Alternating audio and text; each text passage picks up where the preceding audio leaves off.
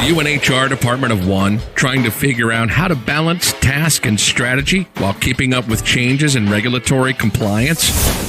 Do you need a fresh outlook on old topics? Then stop what you're doing, grab your coffee, and get ready to recharge. If you have people, you have problems to solve and things to do. Your host is Brenda Neckvattel, a 20-year human resource professional, ready to explore the HR industry with veterans of business and life with fresh eyes and new ideas. Learn about the rapidly evolving changes in employment law around the country, as well as new tactics to deploy and build engagement in your workforce. If you're looking to implement new practices to make your job easier in HR, then this podcast is for you.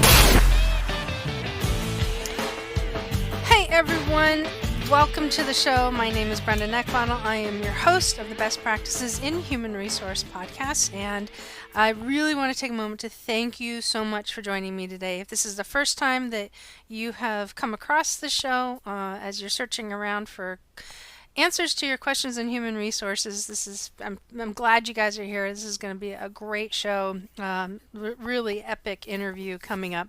And to those of you who continue to join me on this wild ride, I just want to take a moment and say thank you so very much. I really do appreciate it, and I'm excited to have everybody here. So today in the studio we have Lola, the veteran comfort dog, who usually tends to want to find the most appropriate time to chime in, and then her lovable assistant Champ, the lovable wonder dog.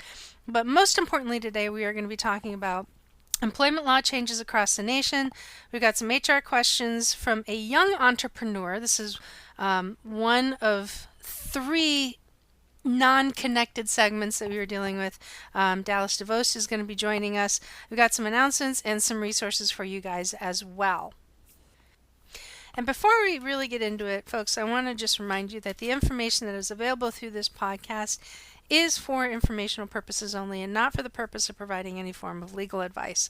You should contact your attorney to obtain legal advice with respect to any particular issue, and if you do not have an employment attorney, please feel free to go ahead and reach out to me, and I may be able to refer one to you through our affiliates program and our friends over at Jackson Lewis.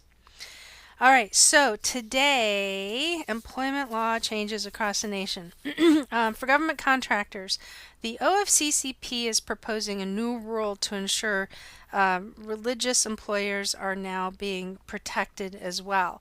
So is religious going to be exempt or non-exempt for federal contractors? Stay tuned. More information coming out on that through the OFCCP. So it's a proposed rule. It'll be interesting to see what this comes of it, but I just wanted to put that on your radar. And then also, beginning in 2020, this is a benefits thing that we don't really talk a lot about benefits, but when it does pop up, I definitely want to put it on y'all's radar. Employers may be reimbursed for health insurance premium as an alternative to traditional group health plans. These types of things are going to be subject to several different types of requirements. Again, just keep your eyes open. Talk to your broker, because they'll be able to definitely be able to shepherd you much better than I can. They've been in process training on this. I spoke to one recently, and they are just up to their eyes in learning about this new opportunity. Other things that have taken on. So a while ago, we had some discussion around FLSA, Fair Labor Standards Act, and white-collar overtime exemptions. Well, the Fifth Circuit Court confirms that a day rate can actually meet the salary requirements under Fair Labor Standards. So definitely take a look into that. If you guys have individuals that are falling under the white-collar overtime exemptions, that's some pretty good information.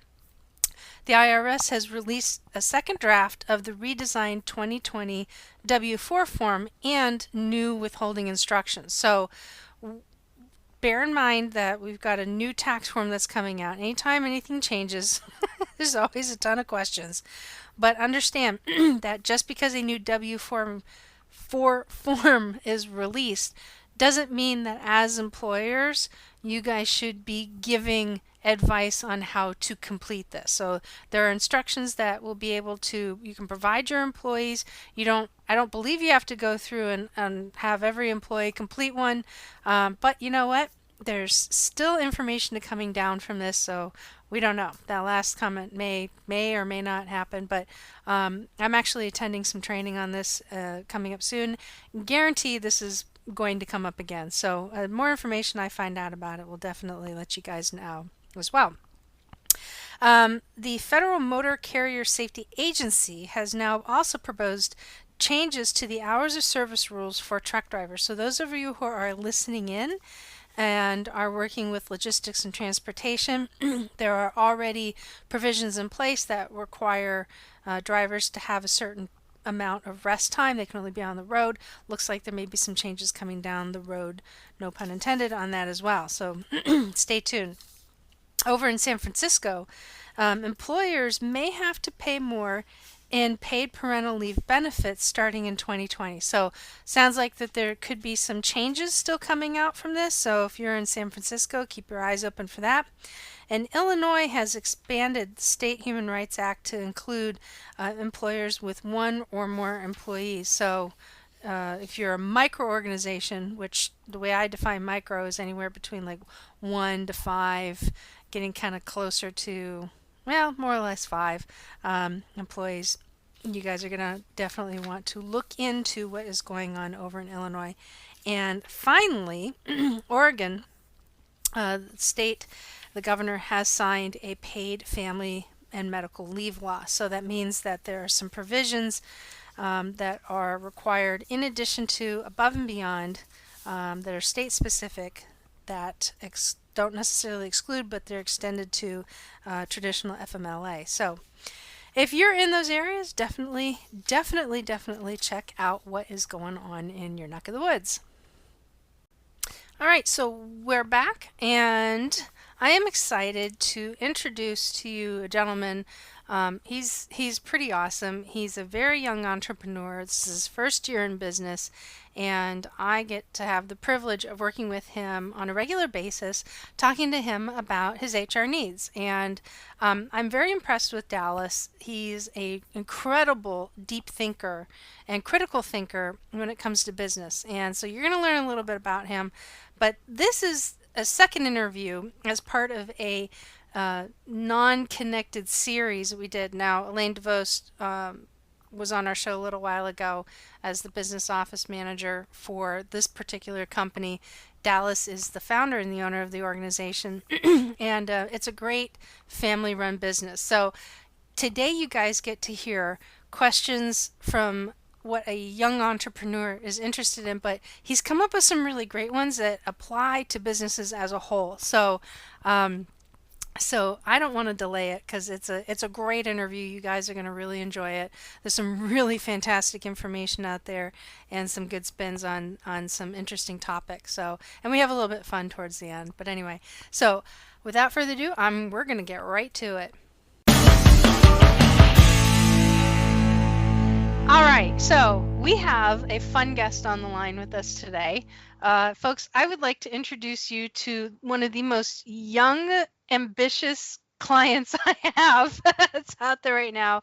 He's an awesome guy. He's a load of fun to work with. I love his spirit. And this is the episode, one of a 3-part episode, where we get to talk to different types of leaders and people that are administering the HR arm in a variety of companies. So welcome, Dallas. How are you? Hello, I'm doing well tonight. Good. It's a great night. It's been a beautiful day. So. Well, that's good because that means you've been busy. Yes, it's been a crazy one today. That's right. So if you guys recall, Dallas's office manager, Elaine DeVost, actually was on a few episodes ago, and she brought some pretty awesome questions to the table. But Dallas is also really good at asking some in-depth questions, and I'm always impressed with him because for somebody who's been in business for a short period of time, he really asks phenomenal questions, and they're usually followed up with the, well, that's stupid. How come people don't do this? Every time I answer him. So he's a lot of fun. And I wouldn't be surprised if I get one of those. They're like, well, that's just stupid. I don't see why we don't do this. So, and then I always get a kick out of it. It's just fantastic. So before we go off, Dallas, why don't you kind of share a little bit about you, how you got started, what it is that you do and what directions you guys are going, and it'd be great. Absolutely. So first of all, I want to start. I'm Dallas DeVost. I'm 21 years old, and I'm in Virginia Beach. We're out here, and I own a lawn care landscaping company that I started a year ago, August 10th, actually. Wow, happy And, anniversary. well, thank you. I appreciate that. So, our company, I have two employees right now. I have a full time and I have a part time. My full timer is actually my father, who I took out of his full time job just in April. And that was a huge accomplishment for me and the company and everything. Being I'm 21, I able to get to have my dad work for me. My mom works as my office manager. So we are a family business. But how I got into the lawn care and landscaping industry actually was I'm originally from New York State, and I just moved down here about 2 years ago. And I actually worked in the construction industry, running heavy equipment such as skid steers and backhoes and excavators. And I started working for the union, and we ended up parting our ways with the union. And then I got into landscaping and doing flowers and different things like that. And I really fell in love with doing lawn care and landscaping, such as cutting grass. I've done it since I was a kid. So being able to really get into it and go full-fledged with owning my own company at 21 years old has been just absolutely amazing. Mm-hmm. So, I mean, it's just a blessing every single day to be able to wake up and own my own business and get to do what I can do best. Do it well, yeah, and you really love what you do too. Yeah, So, right. And that's the yeah. biggest thing I think for everybody is being happy, is doing what you love to do, not what like just do what your passion is the biggest thing. Is like whatever you're Right. passionate about, that's what's going to make you the happiest in life. Yep. So, Absolutely. And what's really funny about Dallas, and this is what I love about him, because I'll hear from other people that they'll be like, Dallas said something, we were having a conversation about that, and all of a sudden they'll say, "That's not what my HR lady said." yeah, it's all the time, I know. I just take it with passion, everything. I mean, the whole reason that I have people behind me with different experiences is to listen to what they tell me. And I mean, I'm still young, so all this extra experience around me is absolutely just amazing that I have the connections I do, and being able to work like with you with HR. I mean, you just know so much about the spectrum of HR that if I ever have any issues, I can just call you right away, and it's like I got the answer. So I know when I hear something, I'm just like, "What are you saying?" So I go based off what I hear and I know from the professionals, and that's why. I mean, I'm just trying to build the business as big as we can get it. Yep, and I have no doubt you're gonna be a raging success, and I'm just excited to watch you do it along the way. So, I'm excited to have everyone behind us as well, because it's all just a team.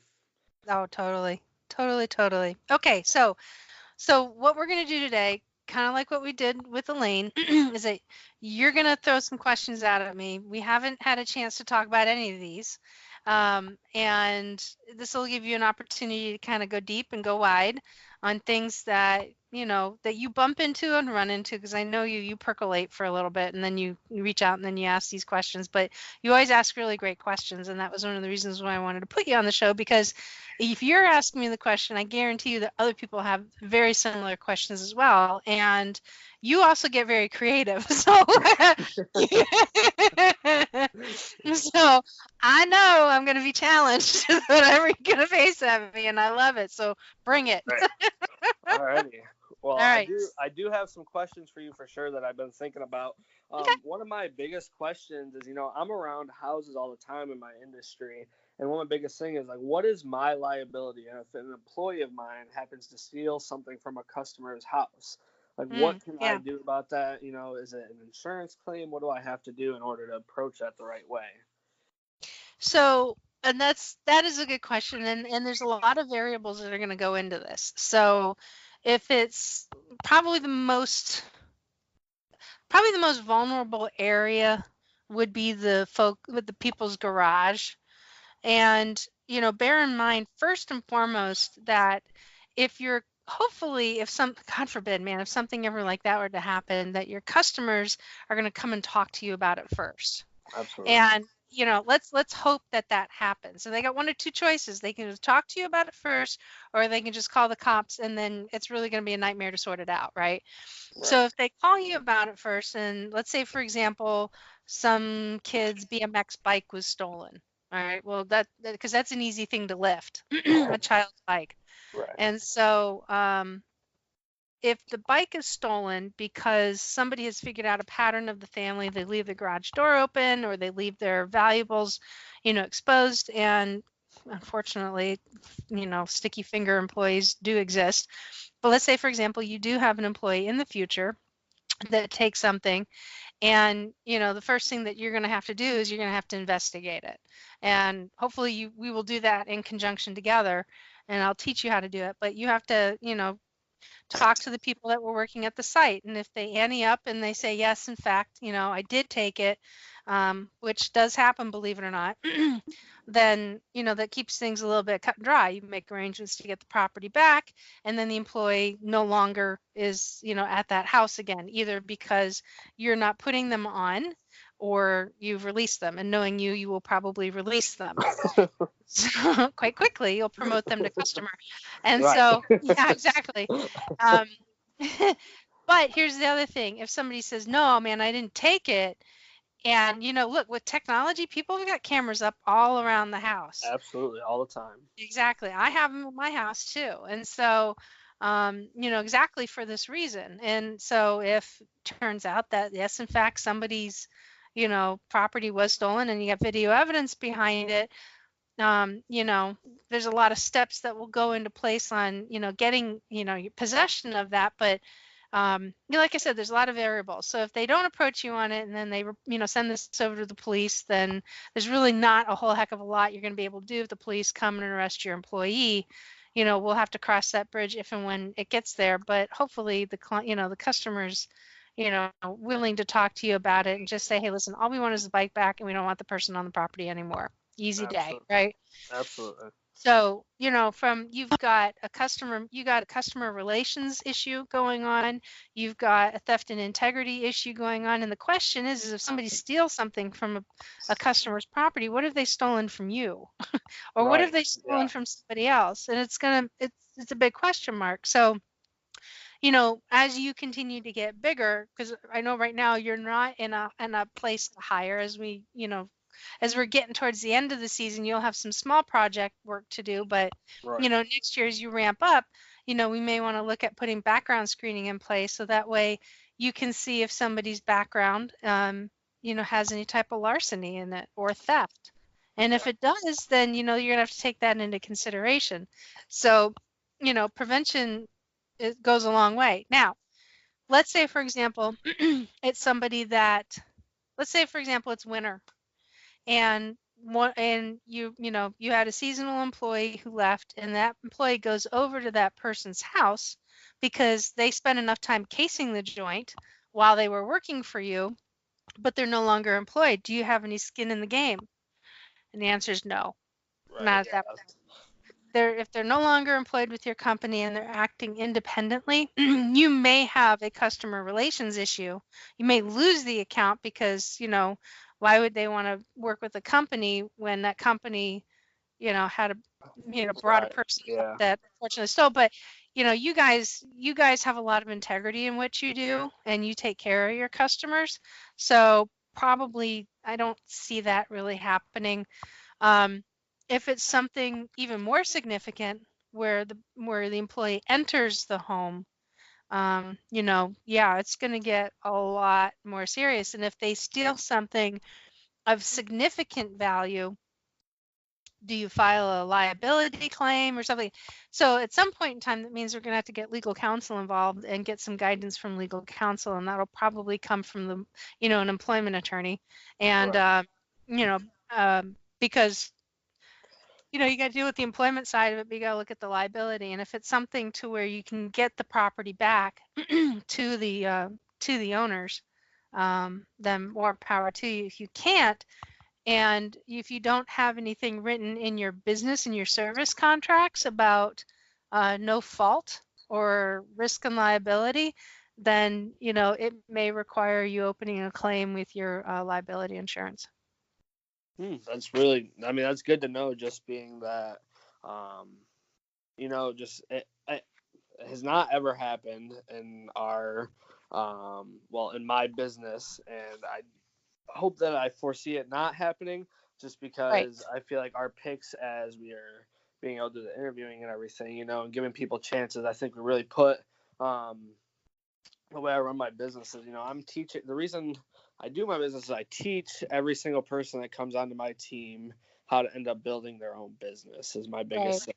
Because, I treat them exactly how I wanted to be treated when I was in the field cutting lawns at another Mm-hmm. company and what I saw happen inside the other companies. So my biggest thing with my company is hiring people that are dedicated and people that really want to learn is my Right. biggest thing. And if you're willing to learn and if you are willing to put in the time of being there, I will teach you how to create a successful business. And that doesn't bother me because in the end game, in my industry, everyone is looking to start their own business because it's a big upcoming of business. Just being Mm-hmm. lawn care, everybody needs it.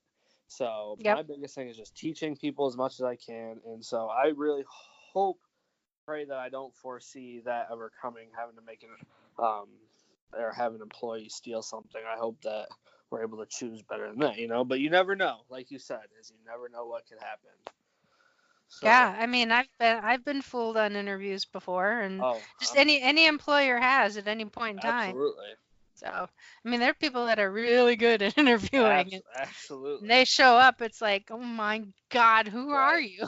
absolutely, absolutely. I mean, people are able to hold a good poker face Oh yeah, sometimes. So, it, awesome. it gets No, that was a good crazy. one. Yeah, that was a good one. Awesome, That was a real good one. awesome, awesome. Um, Alrighty. I do have another question Okay. if we're ready. Yeah, go for it. I'm Okay. ready when you are. Alrighty. So we're gonna go. In my industry, I have chances to hire skilled laborers from other countries. What are Okay. my responsibilities if the information they gave me on the I-9 is false? Got it. So, excellent question. And there's a lot of sensitivity in the nation on this right now. You probably heard of the largest ICE raid that took place a little while ago. It was like over 600 employees. Yeah. Yeah. Mhm. So, um, so when employers fill out the I-9 form correctly, and they do everything that they're supposed to. They fill it out within the specific time frame. They physically look at and inspect the documents that the employee has provided. So long as you guys do that and you can attest that, yes, these are the documents that I was given. I don't want to use the word safe harbor, but that's kind of what it is. The Okay. government doesn't expect employers to be subject matter experts on fake documents unless it's written in crayon, right? I Right. mean, you Right. gotta use you gotta, here's a Crayola picture of my driver's license on an 8.5 by 11. Doesn't work that way. So, as long as the employer is doing everything that they are supposed to, and it turns out that somebody's provided false information on an I-9, then, there's conversation that needs to happen around that. I know it sounds kind of silly because, and I know you're going to say, well, that's stupid. I don't understand why we just don't fire them. But the thing is that could you be up against some Title VII risk? And kind of depends on the history that you have with the employee, right? So, So, what is Title VII risk? good question. So, Title VII is the civil rights. So, that's where you can't discriminate against Oh, religion, okay. Okay. age, Yeah. national origin, right? Right. Right. So, depending upon the history of what is going on in the workplace with the employee, could you have an employee that you like terminate because they are not eligible to continue working or not authorized, excuse me, I use eligible, it's like so old school, not authorized to work in the US, and then once you've discovered that for however you went about it, after you've completed the I-9 and done all the steps, if you need to release that person, which you probably should, Are you potentially up against, an EEOC charge? Well, maybe. It kind of depends on the history, right? If it's a stellar employee and the person's never been treated with any, um, you know, has never been treated differently than anybody else, then the likelihood is probably not. And in the state of Virginia, this is a very employer-friendly state. And so, if somebody is saying, well, they terminated me because I'm whatever, purple polka dotted and pinstripe, whatever nationality that they're calling out, but yet, you work with your employment attorney with a position statement that says, such and such was released because, it has been discovered that they are in fact not authorized to work in the United States. And in addition to that, they provide false documentation. The likelihood of having to confront something like that is a no, but in bigger organizations where people tend to fall through the cracks, there could be. And in the way this country is starting to address very highly emotionally charged immigration challenges, you know what? It wouldn't surprise me at some point in time that we see a civil rights case coming up for somebody who's not authorized to work in the U.S. So if it was about 10 years ago, I'd say no. But I think in today's environment, and we don't discuss politics on the show, on either show actually, but that is a possibility at some point if this doesn't start to temper itself. You know what I mean? Absolutely. Yeah. I think anybody at this point in day in life can pretty much say and do whatever they want, and then it's this big process to get down to the heart of the matter. I think. Absolutely. I think our integrity in this country is a little soft. Yeah, I absolutely would agree that. And with all the technology nowadays and everything, it's just so easy to. I mean, Totally. It's easy to manipulate. Yeah, I agree. Yeah. Technology is just so high advanced that. Yeah. No, exactly. So that's a good question. Oh, you know what? Before we go on though, so I do want to give you a heads up on some of the ways that people could find out that their employee is not authorized to work in the United States. So, rumor mill. I have actually come across situations, not in this particular, but employee-related situations or like challenges and problems through the rumor mill that I've been forced to investigate as a result of that. So, rumor mill is one. If you get an ICE letter that indicates that they are requiring your documents to take a look at, and in this industry, in home care, lawn care, construction, it's not uncommon that these businesses are targeted, especially if you decide to go into government contracting. Right. So you could get an inspection letter from ICE, right? And and the other thing is, and we don't have it in. We're not required to do it in this state. We can use it if we wanted to, but we're not required, and it may not be a bad idea. It's called E-Verify, and E-Verify is a digital format of verifying employment. Or not employment, excuse me, authorization to work in the U.S. Government contractors are required to do this. Certain states are required to do this, but that's only at the state level. And in Virginia, they don't require us to do this. So let's say, for example, you guys do it.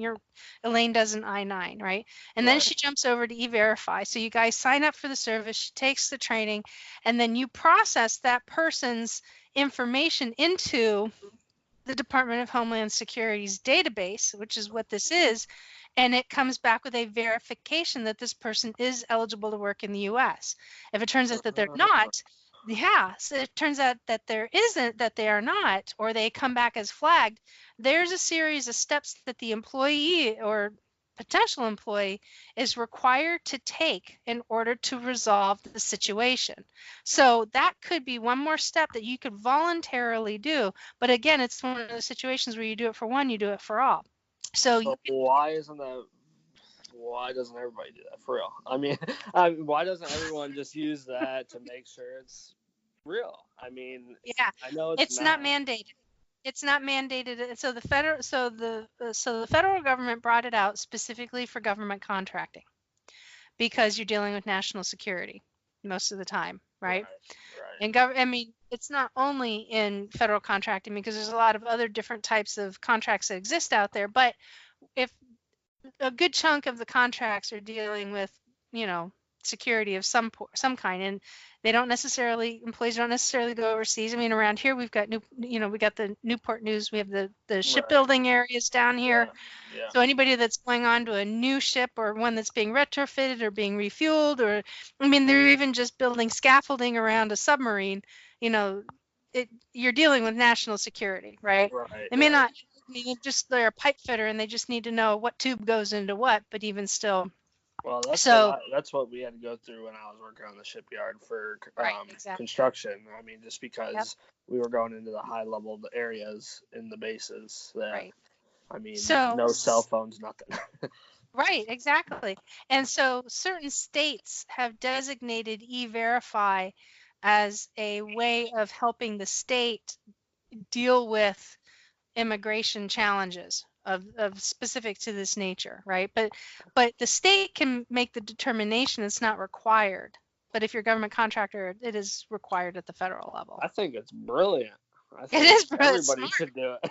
And it's so easy. See, this is one of those moments. See, you almost did. You're like, I don't understand why that's stupid. I don't understand why anybody doesn't do this. That's what I'm saying. It's brilliant. Why wouldn't everybody be doing this to make sure that they don't have to go through any of the troubles of if someone is not eligible? Well, it's an authorized. I gotta get you. I gotta see. I've trained you poorly now. Yeah. It's authorized. So, but it's really simple. It doesn't cost anybody anything. It takes a matter of seconds, literally, to get confirmation back. And those that have gone through the appropriate processes to get the required working visas and work authorization documents, and they even have pictures of people attached. So you actually match it visually. So absolutely, because there's a picture of them and everything, just like yeah. So it's one more step where you can mitigate that risk if you wanted to do it. I'm up for it. I have a feeling that's on our to-do list now. Yeah. That's being added because that's just brilliant. That just takes one step out of. Yeah. Why not make your life easier if just in case, not saying that it's going to ever happen, but it could. And I guarantee you that. I guarantee it has. I guarantee that has too, right around our area. I'm sure. Yeah. And the everywhere, thing is, anywhere. Yeah, and you know what? Our families, we're from, we're Yankees, right? So, but we're not far from Canada, Right. And Canadians are not much different than Americans up north. Right. So can you have somebody that's a Canadian sneak over the line and come in and work in the U.S.? Absolutely. Absolutely. Would you be able to tell the difference? Not unless they had a French accent. They're very close. So.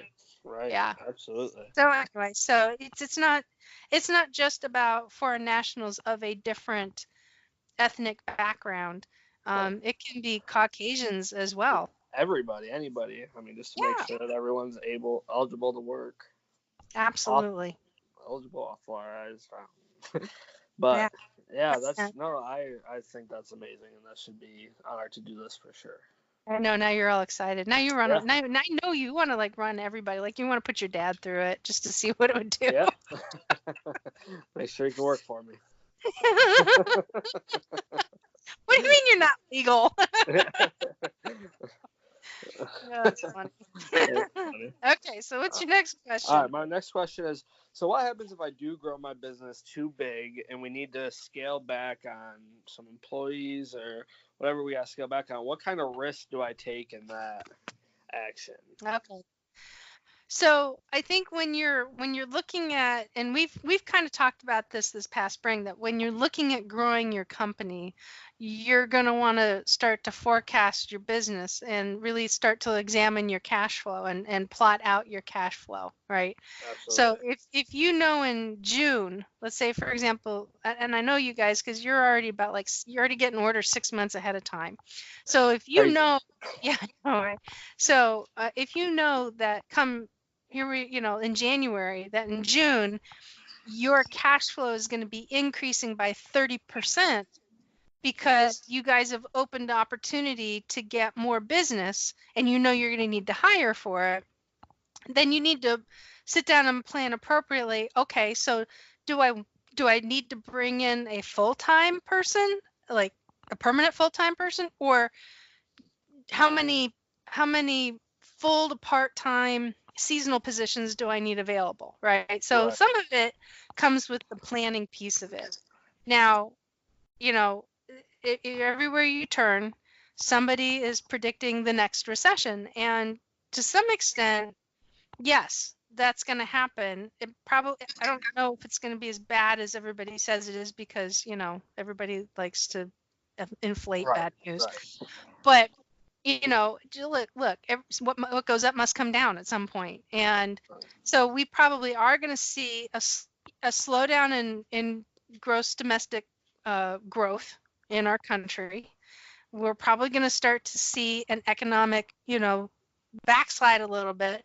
The housing market is really showing the country, in my opinion, what our next bubble is, Right. because everybody's buying homes, but it's not a subprime issue like we had before, right? Back in Right. 2008. Right. But it's definitely, I think that's one of our next bubbles. I just don't know exactly what it looks like. I just know everybody's buying homes and people Everybody's buying finance. houses. Yeah, exactly. So I want to buy a house.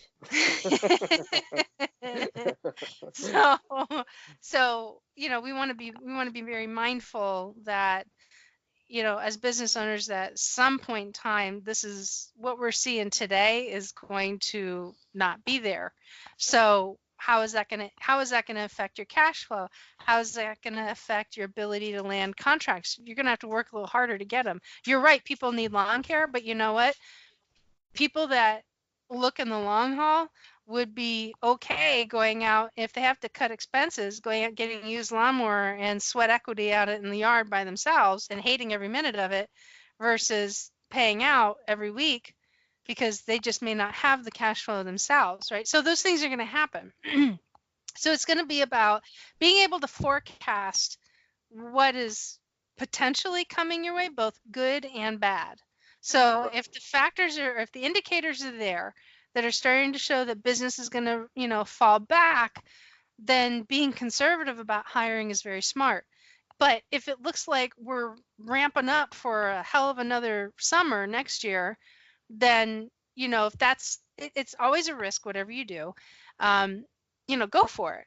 But always have a fallback plan that if you have to rein in things, you start with your part-time employees, and then you work towards your full-time employees, right? Right. So, and another question I have to piggyback off this is, for part-time seasonal, when do they start counting them as like a full-time? Like, how many hours can you legally work a part-timer before you have to turn them into a full-time, saying that they're a full-time employee? Oh, well, there's really no definitive line in the sand on this one. This is in the areas of multiple shades of gray. But when the courts rule on anything, and in underemployment law specifically, they rule on what a reasonable person will do, right? What's reasonable. Right.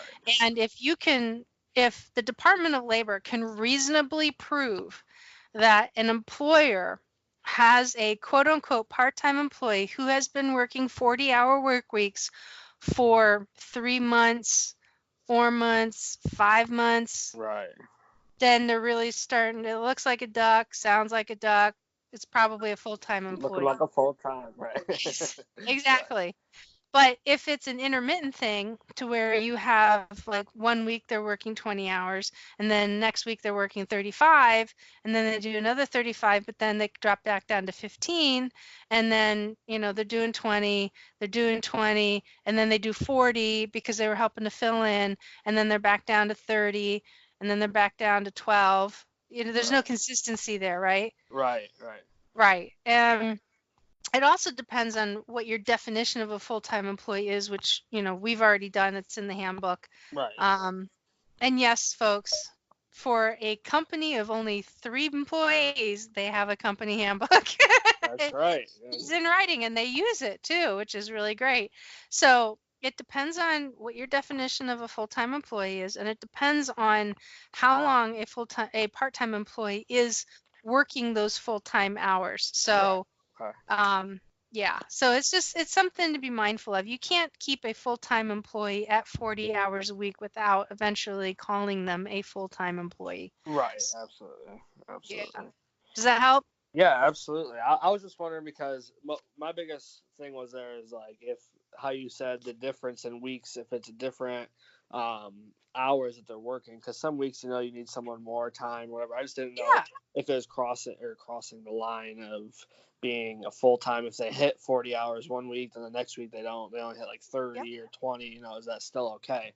So since that Yeah. is fine, I mean that's just good to know, which is Yeah. why we're doing this so And I can get questions answered. yeah, exactly. Now look at this year. So this year, believe it or not, I'm actually going to say this. This is the year for El Nino, right? And what happens during years of El Nino? I'm not sure. We get a lot of rain. Oh yeah, we've had crazy rain this year. That's Exactly. for sure. So look, right. So look at how things are. I mean, we've got these beautiful crepe myrtle trees, and I was thinking about this tonight. I'm like, it's the last week in August, and I have lived in this state for 14 years, and I honestly cannot remember since even the time that I lived out here in the Hampton Roads area. I cannot remember a time when these trees have been in bloom all season long. Yeah, And that's just all because of the season. rain, right? It's beautiful. I love them. Exactly. But you know what that means for you? That grass Yep. grows. So Oh, conversely, when we have La Nina, which is the opposite of El Nino, you're going to get a drier season. Well, right. grass doesn't grow very much. Let's Right. face it. I mean, it won't grow as fast. I mean, last year, I went like 3 weeks without having to cut my lawn because we didn't have any rain. Yeah, it We was had rough. fleas like you wouldn't believe, but we hardly had any rain. I mean, my poor garden guy was just like, can I do something? I'm like, I have no grass growing right now. Yeah, that's how we were all feeling. We're all like, we don't know Yeah. what to do because we just couldn't cut nothing for, like you said, 3 weeks. Now I'm cutting every 7 days, or Yeah. some people 5 or 6, just because it's Yeah. growing so fast. It's going crazy. Right. Exactly. And it's So muddy. that's muddy. Exactly. So you have to look at all of your conditions that impact your business. And Absolutely. so, when you get to a point where you have a much larger staff, if you have a La Nina situation and you have to scale back, when you have more employees, you're really going to have to critically take a look. And you don't have to worry about this now, but you're going to have to really critically take a look that if you have to do a reduction in force, what does that mean? And I know eventually you might want to go into government contracting. Well, that's really going to kick in if you pick up a government contract and all of a sudden you get a cease and desist, or we have another sequestration, which means that the government cuts back on contracts and Right. puts a stop to existing ones because they have to cut on government spending. What happens when you have a workforce and all of a sudden you have to lay off 15 people? Right. And how do you do that? You make And people very upset. exactly, you have to lay off 15 people Yeah. because they're serving as subs on a contract, but you also may have 30 other people that are serving on a prime.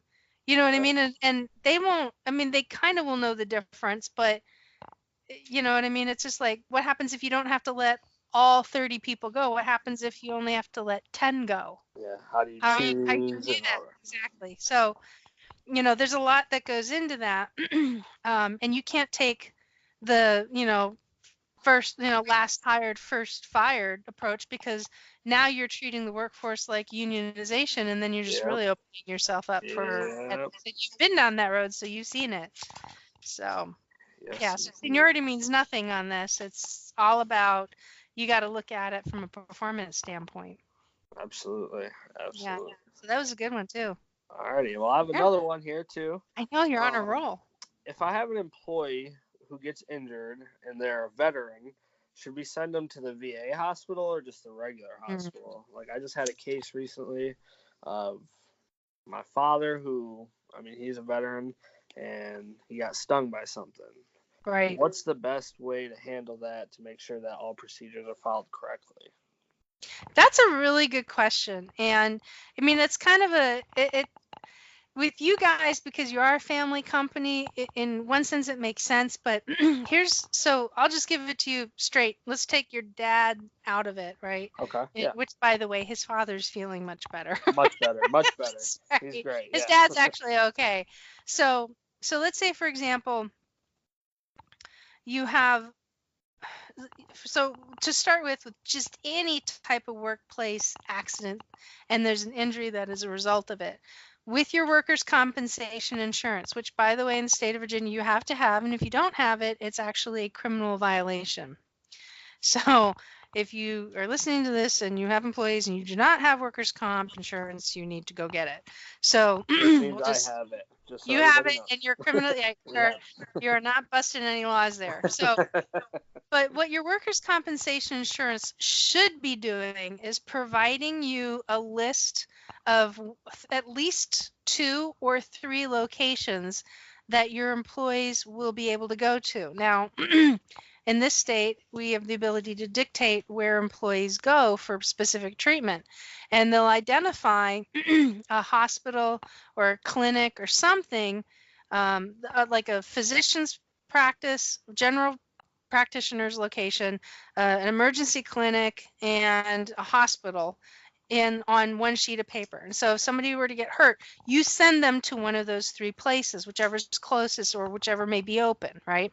Whatever makes sense. But you want to do one of those 3. So the reason being is that when you send an employee for a workers' compensation or we'll just say a workplace injury, then they when they show up and you say this, and I got hurt while I was at work, they're automatically supposed to start billing under workers' compensation codes. And the reason that is because the state dictates how much a particular treatment is going to cost and what fees are permitted to be applied to regular medical practice versus workers' compensation. So I'll give you, for instance, years and years ago, I had a gentleman who had a stroke, and he got hurt and wound up going to the hospital. His hospital, their physician can charge the hospital, which therefore the hospital can take that fee and apply it to the patient's bill for being able to do rounds in the hospital. You cannot apply that fee to a workers' compensation claim. Now, the state handles all of that. You don't have to worry about any of that. So if somebody shows up and they don't either have paperwork from the employer, or if the hospital or treatment facility is not notified that this is a workers' compensation claim, those fees can start to be applied to the patient's record. And it's a headache to get those things reversed. So, not to mention, the cost is fixed. So an x-ray for a broken forearm may be slightly different than what on a workers' compensation claim is than what it is just for open practice. So one, you're taking advantage of what the state is permitting as far as fees assessed, and because the state regulates insurance. And then on top of it, you're also protecting your employees from having additional fees assessed on them in the event that they actually go to an emergency room and that physician, applies these things. So it's kind of interesting. But most importantly is that the employer owns that injury for the rest of that individual's life. So if it's a case of a broken bone and then there has to be surgery to reset it, you guys own the surgery, right? And so, yeah, I had a guy a long time ago. He fell down and he broke his leg, his foot, his ankle or something. It was his foot, I think. Anyway, went in and had surgery. So he was out for 6 months on workers' comp, came back, and I kid you not, 6 weeks later, he wiped out and he broke his wrist. Oh my goodness. And then he was out again. Yeah. And then he played this little game of I don't know what's going on. And it's just like, dude, I get copies of all your reports. I know exactly what's going on, So, and it was a mess. And so he went and got treated before anybody on the workers' compensation side could make a determination as to whether or not it really was a work-related injury, and it was a lot of back and forth on it. So it was a little bit of a nightmare, and he wasn't playing nice, which we suspect that he was running a gamut, but we couldn't prove it, and neither could the insurance company. So the insurance company wound up paying his very high, costly claim, which means we own his injury forever. And then the other piece is that he kept asking for advice on how he should go and get treated. And I said, we can't tell you what you need to do. And off the record, between our little conversation, the reason why is that if the employer were to influence the employee to do something that's against the physician's orders and it's wrong, we're obligated to pay for it. So, yeah, it's let the insurance company do what the insurance companies are supposed to do. And in this case, with this guy, they had sent him to what's called an IME, an independent medical examination, to try and determine whether or not he was trying to commit insurance fraud or not. And the only documentation available wasn't enough to make that determination. So, again, we suspected it, but the process which permits us to be able to prove it or disprove it didn't work in our favor. I mean, it was inconclusive. Right. And so, the insurance company had to pay out the claim because there was no way that they could get any other information to say, no, we think he's full of crap. Yeah, that's harsh. It is. And so when you're working with things under the workers' compensation guise, then you know what, the process is designed in a specific way that it's designed to help protect the employer from undue financial hardship, but it's also designed to make sure that the employee's rights are being effectively cared for as far as the actual claim process goes, and that they're getting the payments made out in time and stuff like that. So let's say, for example, your dad went to the VA. Well, it's not even an example. That's actually what happened. Now that's part of his medical record as a veteran. And they're going to look at that. I mean, the government kind of has a way of saying, well, is it service related or not service related? Right. And let's say, for example, the VA pushes back and says, this is, even though he gets lifetime treatment, I get that. But what happens if the VA says, no, this is a workers' compensation claim, we're not going to do anything for you? I mean, the VA is going through an overhaul right now. Right, so the VA is really kind of crazy. I don't even know if the VA would accept a workers' compensation claim because it's not where the workers' comp underwriter stipulated that the employee should go for treatment. So I should have something for my workman's comp saying where my employees can go. Yes. Correct? Yes. Yep. And it's very simple. And you just say, that's going to happen tomorrow. I have no doubt knowing you. That'll be on the books. No doubt. And then if somebody does wind up going for treatment, then, if you send them or if you have to drive them, because, I mean, let's face it, if somebody has an accident, using one of your, pieces of machinery, you're on the phone with Elaine saying, hey, listen, we're on the way to the hospital. This is going on. Elaine can get in front of all of that and just say, such and such is being seen. I have the insurance claim information for you. And then she calls the insurance company and says, hey, listen, I need to process a claim. And they walk her through the process. And then, by the way, here's the billing contact at the hospital. Makes it a lot smoother. Right. Absolutely. Well, it's great to know for sure. I mean, just being that, things happen all the time we're working with machines, like you said, where underneath bushes might get stung or something like that. So it's good to know. And like I said, I'll have a look tomorrow. Well, in your dad's case, it was biologic, right? So it was an anaphylactic response to being bitten by something. Right. And, and if you have a situation, first and foremost, look, if the person is having a medical emergency, just get them treatment. I mean, worry about the details later, wherever the closest is. And in this area, the closest is not going to be one of the VA hospitals. It's going to be a regular hospital. So Yeah, but I mean, it's like, look, if there's a problem, just call 911. Just don't even hesitate. Just worry about that stuff later, because you gotta make sure that you got an individual's well-being Right. that needs to be addressed first. All this other stuff is just details, and that's why, when you've got somebody who's in seat, in house, who understands how these things go, they'll be able to help you navigate through these things quite well. But if you don't, it's fine. You're going to learn real quick. And it's always going to be the same. That's the cool part. Absolutely. Yeah, Absolutely. I mean, I get ready to call in a workers' comp claim, and I've got all the information in front of me. I've got the employee's file. I got the incident record. I've got the employee statement. I've already got, my quick little off the top of my head, write down who I'm talking to, make sure I get the claim number, what's their contact information, Right. how long is it going to take for them to get the claim in place, blah, blah, blah. I already know what they're going to look for because I've done this I do it twice, and I guarantee you'll never forget it. Which I'm So, sure things will happen just because at some point in time, they will. It's the Yeah. industry. I mean, Well, yeah, you're working in an industry. It's not a matter of if, it's a matter of when.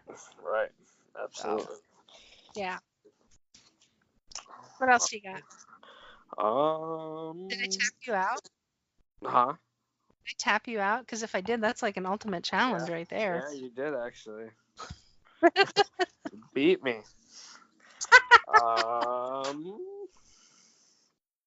Kind of. No? Oh, okay. Here we go. I got one. So, Close. Got it. no, yeah, it's close. So, no, an employee who. So this is a question for you. So, just if an employee is showing up at like at our shop, say 5 minutes early, 5-10 minutes early, or 5-10 minutes late, and they're signing in as in like so early, they're signing in early even when, or like if I ask them to do something, but then my question is when they don't. Wow, I'm so sorry. I just lost everything I was saying. That's okay when they show up early. Oh my goodness, it just went out my head. You're too young for this. I know. This stuff happens at my age, man. It's just gone. I know. Wow. So let's try it again. So you had an employee that shows up early, 5-10 minutes. Yeah, so he was showing up they were showing up 5-10 minutes early, and they'd clock in. Okay. I sometimes without my notice, and sometimes with my notice, telling them to clock in. Okay. My biggest thing with that is like you go through the warning process. Well, let me ask you a question. Were they actually working? So they honestly they did one thing and then they stopped, and then they were like they proceeded on their phone, which to me I was just like, well, That's not working. Right. That's not working for me, and that's when I approached the employee, and now I mean it hasn't happened again, but in my if that was to continue happening, what would be the right path on what to do? Is it like a warning then a write-up, or what is the best option? So there's a couple of things to consider, and again, this is going to be one of those situations where there may be a lot of variables to it. Right. So there are provisions under the Department of Labor that what's called donning of equipment. So let's say, for example, hypothetically, you require your guys to wear some form of protective suiting while they work on a specific job. So let's say, for example, they're spraying, chemicals. If you get your license to spray, right, and they're spraying chemicals, and you require them to don safety gear, and they're going to be doing it all day long, right? Okay. So the donning of safety gear is actually deemed compensable time, which means that you as the employer are required to pay them for it. Okay. And if they, take their gear off at the end of the day, then, taking it off is also deemed, at the end of their shift, is deemed compensable as well, right? Okay. So if it's a situation to where your guys are showing up at the shop 15 minutes early, they've got their coffee in hand and they punch in and they're standing around talking, they're not doing any work, therefore it's non-compensable time. Okay. And so ultimately, if they do that over a period of time and if they're not working, they're just kind of riding the clock, that actually could be construed as what's called theft of time. Okay. And so that's why managing your time is really important. So that way you don't have people taking advantage of 15-minute, little breakfast breaks before the day even begins. They do that 5 days a week, Right, for a it adds period of up. several months. It adds up. Right, exactly. And in some states, theft of time is now becoming a criminal offense. So, because it's an asset. So is that the same thing as in like, so let's just touch on this for a second. So if a client tells me, hey, I saw them sitting out there texting, not working, now that becomes a he said, she said situation. How do you go about fixing something like that? Or is that just like if my employees say no, I wasn't on, I was mowing, and then like the client was saying no, they were texting, they weren't mowing. I mean, obviously, you give the benefit of the doubt to the customer. The customer's always right in the industry. It's just all business matters. But what do you do to handle that, if that makes sense? So if it's repetitive behavior, so in other words, if you're getting the same complaint from multiple different sites, then you've got an issue. Right. And knowing Okay. you guys swoop in and take care of things really quickly. You don't Absolutely. you don't wait. Time's very You valuable, like you said. that is.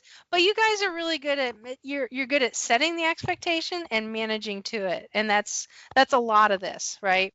So Right. you guys you're already ahead of that. And it's going to get more complex as you get more people, but this is part of your culture. And so, if you have to have a conversation with somebody and then they continue to do it and continue to do it regardless of the conversations, I know I'm going to get a phone call. It's like, okay, I've talked to this person 3 times about doing this. I really just want to choke them, which I know is not lawful, and you're going to tell me I can't do it. Right. But they need to be written up, and I'll probably go, well, yeah, I agree. I just need everybody to know that's listening that's exactly how the conversation would Right. go, and she's not lying about any of that. No. So I'm gonna tell you something I did years ago. Oh my gosh, and it was funny because the guy I was training to take over as my position, he was going to be my successor. I had him in the middle of all of this, and we had a young lady. I was working in big box retail. We had a young girl. She was probably about 20, 19 years old, and she was attached to her phone. And we had a strict policy. Oh my God, Woo, policy that cell phones were not permitted on the sales floor. Well, this was smartphones are everywhere now, so they're easy, they're compact, and you just throw them in your pocket. So I found her sitting down in the middle of the store texting, and I walked up to her and I said, "What are you doing?" And she goes, "Nothing." And she kind of like tries to hide it. And I said, "You're texting. I just stood at the end of the aisle watching you text for about 2 minutes, and you're, whatever it is you're doing, you need to put your phone away." So 15 minutes later, I walked by again, and she moved to another spot of the store, and it just so happened that I walked by, and sure enough, there she was texting. And I walked up to her and I looked at her again and I just stood there. She didn't even realize I was standing there again for like 3 minutes. And then finally she looked up and she was startled. And I said, "Do you know how long I've been standing here watching you text?" I'm like, what did you not understand before? And I was really irritated because it was very blatant. And then I said, "You need to put your phone away because I don't want to see it again." 20 minutes later, I'm doing another lap in the store because I'm trying to get something done, and I see her texting one more time for the third time. And at this point now I'm getting angry. I'm talking to an adult at this, and it's like So I go into the office and I go, "Bill," I said, "Come here for a second." He's like, "What?" And I said, "Guess who's texting again?" He goes, "Oh yeah." He says, "She does that a lot." And I said, "I know. So we're gonna put an end to it right now." And I said, "This is what I want you to do." I took out a blank pad of paper, and our desk was always immaculate. I mean, there wasn't even any dust on it. So I took out a pad of paper and I just started writing. I said, "Would you please go get her, bring her into the office. When she comes in, I just kind of want you to stay in the office and just away, but act like you're doing something, but I want you to pay attention. Like act like you're filling out a requisition or something. He goes, okay. So I took my breath, got myself level-headed and cooled. She comes in and she goes, what? Really? Okay. So I just sat there and I was writing on this notepad like I was making a list. I think I was reading like Mary Had a Little Lamb or something stupid like that. And I'm just looking down at this and I'm not looking up at her. And I said, let me ask you a question. I said, how old do you think a human being is before they're fully capable of following instructions? And she goes, 3. And I said, do I need to say anything more? And I would not look at her. I just kept writing what I was doing. And Bill's turning about 16 shades of purple because he couldn't believe it. And then she's like, fine. I said, put it in your car or put it in your locker. So she went out, she put it in her car. Bill looks at me and goes, oh my God, that was brilliant. And I said, I don't know what to say. I've told her twice already. We've caught her the 3rd time. We know this is a problem. I said, sometimes, you just have to get creative because obviously telling them is not the way to do it. Well, 3 days later, she handed in her 2-week notice, and it wasn't a loss because she was a substandard employee. Right. After multiple attempts to get her on board, it's like, you know what? I don't have time for this. Absolutely. I'm not a babysitter. I get paid well. I don't get paid that well. That's right. That's sure. And it's not meant to be a skull cracker or anything like that, but it's just like, at what age does a human being fully able to follow instructions? Right. She said 3. You're said 19, 3, but you can't do it. Yeah, I know. Right? So sometimes you have to get a little creative with stuff like that, and give them a lesson. And it's okay for people to feel the burn of a lesson. It's not okay for them to be humiliated by it. You know what I mean? Right. So, guys have different dynamics between men, right?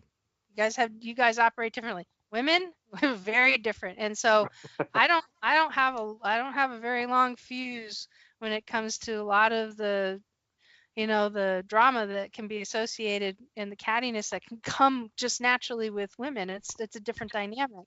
Right. And there are girls out there that will just boo-hoo it and like menstrual cramp their way right through a situation. And my gosh, my team would just send them to me and I'd be like, there's some, you got Tylenol and Midol. What do you want? Yeah, like, take your choice. Come on. That's right. It's terrible, but I was an operations manager at the time and I was tasked with all that stuff. That was my responsibility. So right. I said, we supply that for you. Right. That's the whole thing is just like we've said before. I mean, time is everything. Time's money in the end of it. I mean, being a business owner is if I have to waste a lot of time on you, I can't waste the time for my clients and what I need to be doing to support myself and my business, which then stems down to support being able to make your paycheck and everything. So if I'm not able to do what I've got to do because I got to babysit you, like you said, I'm not paid enough for that. There's time and place for that, Exactly. Not here though. Yeah, and the other thing too is that so you got a situation like that with somebody stealing time, but when you've got somebody that calls in frequently. So we had this one guy that would just like listen to us. We're like swapping war stories here, but I had this one guy that would call in Friday. He'd call out Friday sick, so he had Friday, Saturday, Monday, or excuse me, Friday, Saturday, Sunday out. He'd come back to work on Monday, and then he'd call out again the following Friday, and then he would call out on Monday, and then he'd work Tuesday, Wednesday, Thursday, Friday, and then he'd come in Monday, Tuesday, Wednesday, and then call out Friday. So he was always figuring out how to get a 4-day or 3-day weekend in, right? And only work a 4-day week. Right. Well, you know what? That kind of behavior actually made it difficult for us to get the units taken care of that we needed to get taken care of in order to make them available for the customers. So you're taking away from productivity as well. Imagine if that was you and you had to dispatch your team to different homes, and all of a sudden, you need a 2-man team at these, 5-7 homes for the day, and now you're down to 1, and how are you going to plug in that extra body? That's easy. He's gone. I mean, Yeah. I'm sorry, but the biggest thing is, I mean, I can find a replacement for that person. That guy is gone. He's I gone. mean, I'm gonna find your reputation, or not your pattern. When you start doing that, I'm gonna see what you're doing real fast, Yeah. because it's not hard for me to find out you want a 3-day week. And hey, you want a 3-day weekend? How about I give you a 7-day week and you don't have to work for me anymore? I mean, it's easy. I mean, that guy's just gone. I'd be able to. I'll just be able to find someone else, because obviously you don't want to work hard enough for that. That's a simple. That's an easy case to win there. It's simple until they throw out at you. So I'm going to teach you something here. Until you get thrown, or somebody drops the medical card on you, or they say I'm going to AA meetings, or they're pulling a stunt, and sometimes they're serious about it, right? But if they wind up putting themselves in a position where they're protected, you can't release them. So I mean, you have to work with them, right? So, but I agree with you. I mean, Well, we're gonna the ask some majority, questions. the majority. You're gonna be calling me first, right? The majority, We're gonna make sure everything's me. legal, but we're gonna ask some questions to get around these to make sure things are really happening. Don't go scaring me on my own show, okay? No, I'm calling you first before I talk to any employee about anything. That's awesome. More often than not, they're just, they're underperforming, right? But you're gonna get a small percentage of them where they're actually legit. So that's funny. So do you have any other questions? What else? You've come up with some pretty good stuff today. I don't have any more prepared. I think you got me. I think you beat me. Until next time. Until next time, which will probably be tomorrow, but or Thursday. So, well, I really want to thank you for coming on. Would you please let people know that if they're in the area here and want to take advantage of your services, how can they get a hold of you guys to get a quotation or find you on social media, so that way they can see? Because you guys, I love your videos that you're putting out. They put these videos out and they move at like top speed. I don't even know what speed you're playing them back in, but every time I see it, I keep thinking of like the Keystone Cops music in my head. It's really fun. It's awesome. They do fantastic work. So how can people find you? So yeah, absolutely. So we do service Virginia Beach and Chesapeake, Virginia. Those are our two service areas. And you can find us on Facebook and Instagram. It's at DeVost Lawn Care LLC. That's DEVOST Lawn Care LLC. That's on Facebook and on Instagram. And to get a free estimate, you can call us at 607-434-0112. And my office manager, Elaine, would love to help you and get you scheduled for an estimate for any of your lawn care needs, aeration, seeding, fertilizing, and we do shrub trimming, mulch. We do all your lawn care needs, and then pretty much all your landscaping needs, such as shrub trimming and whatnot. So if you guys ever need anything, feel free to give us a call. If you guys want the most, you got to call DeVost.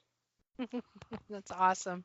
Well, thank you so much again. This has been fantastic, and I think people are going to get a lot of good stuff out of this conversation today. So thank you. Absolutely, and I appreciate you, of course, inviting me, and I look forward to hopefully doing another one at some point. Yeah.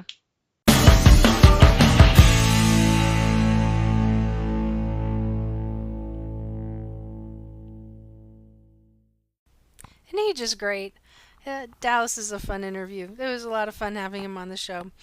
All right, so folks, I got a couple things for you. So first off, before I get into the announcements, I definitely want to give a shout out to Ben and Tim. Thank you so much for your comments on social media. I really do appreciate it.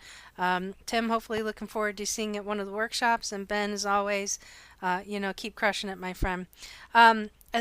Also, we talked in the episode about background screening and doing pre-employment background checks. So we have a new affiliate that joined the program. and want to make sure that we're continuing to let you guys know that we have these services available, or I have these things up on the website, so that way these are notable companies. The goal is to provide you with 360 degrees of human resource support, and Contingency Group is one of those groups that can not only do pre-employment background check screening work, but for those of you that are looking at any type of executive protection, they are specialists. So please make sure that you visit them, call them up, tell them Brenda sent you, and to find their information, if you go to bestpractices.work, which is my webpage, click on affiliates, you'll be able to link up with Contingency Group. So we've got some announcements and some things coming down the pike. We've got 9 workshops between September 1st and December 15th. So it's going to be really busy.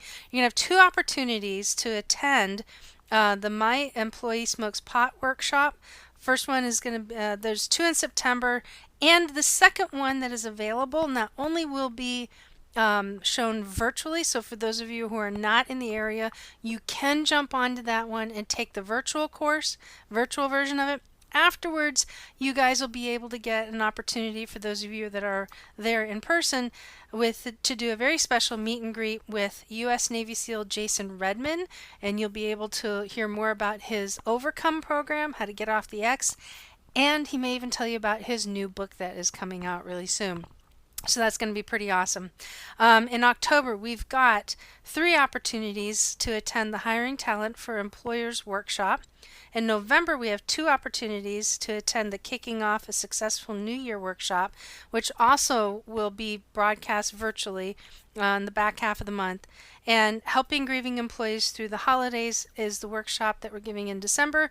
2 opportunities, both live and virtual as well. So to find out when and where all of these things are taking place, visit bestpractices.work by clicking on the events tab, and then click on register today, or register for the courses, and you'll actually be able to see the events showing up and where I'm going to be, as well as being up in New York City in November 14th and 15th for the Stevie Awards Women's Conference, Women's Future Conference, which I'm going to be mediating a particular panel. So you guys, if you're interested in that, by all means, the information will be up on the website as well. Also, the HR University by Best Practice is up and live. We've got 3 courses on the website right now, and it is open for business. All right? The library of online courses is designed to help bring that practical and current human resource knowledge to those practicing in the HR field who may not necessarily have access to different types of forms of education and information. The course content ranges from basic compliance to covering the more complex challenges in the industry. So the most recent course we have is the Understanding Generation Z, and that was a lot of fun to do. We've also got Hiring Talent for Employers. Like I said, we've got the workshops there, but if you can't make the workshops, we do have this on as an online course, and then we have the American with Disabilities Act for Employers as well. Now don't forget, when I release a course, there is a special called the 5 for 50, which is 50% off for the first 5 days after the course is released. Once the new course discount expires, it's going to go back to its regular price. So take advantage of those special offerings by clicking the HR University at the top of the bestpractices.work website when those courses come out.